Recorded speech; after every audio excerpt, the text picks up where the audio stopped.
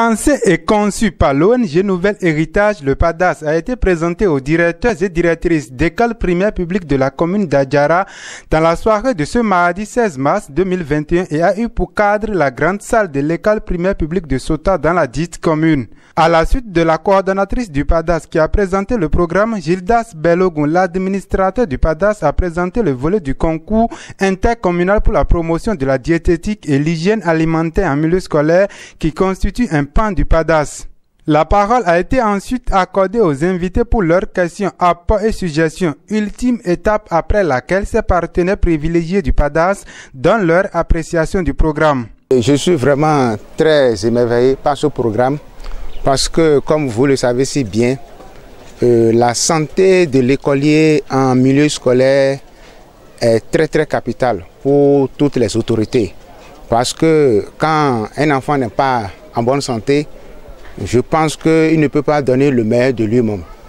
Donc ce programme vient à point nommé, disons, renforcer d'une part les capacités des différents acteurs du système éducatif et d'autre part permet de conscientiser davantage nos vendeuses qui essaient de vendre dans les écoles et qui plus est, qui sont nos mamans. Est-ce que vous voyez? Donc ce programme est bien pensé et je pense que c'est le lieu plus que jamais de les encourager, de trouver même des voies et moyens pour les accompagner, pour qu'ils puissent atteindre leurs objectifs. L'ONG Nouvel Héritage a fait de belles remarques, des remarques vraiment consistantes, ce que nous vivons réellement dans nos écoles. Et je profite d'ailleurs pour remercier l'ONG pour cette initiative de former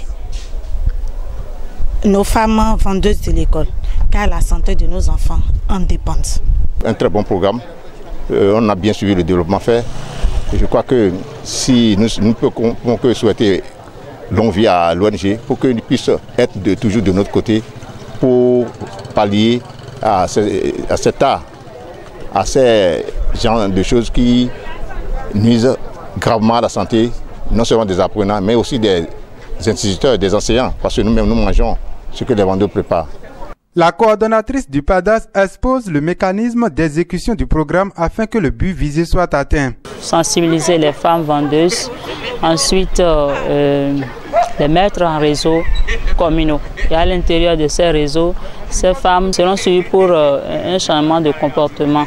Donc nous allons non seulement les sensibiliser, mais aussi les conduire vers l'adoption de façon définitive des normes d'hygiène qu'il faut pour la bonne santé des enfants. Grâce à ce programme, environ 100 écoles seront conduites vers la certification en norme HSS, qui est la certification en hygiène et santé en milieu scolaire dans chacune des 6 communes pilotes pour une meilleure alimentation en milieu scolaire.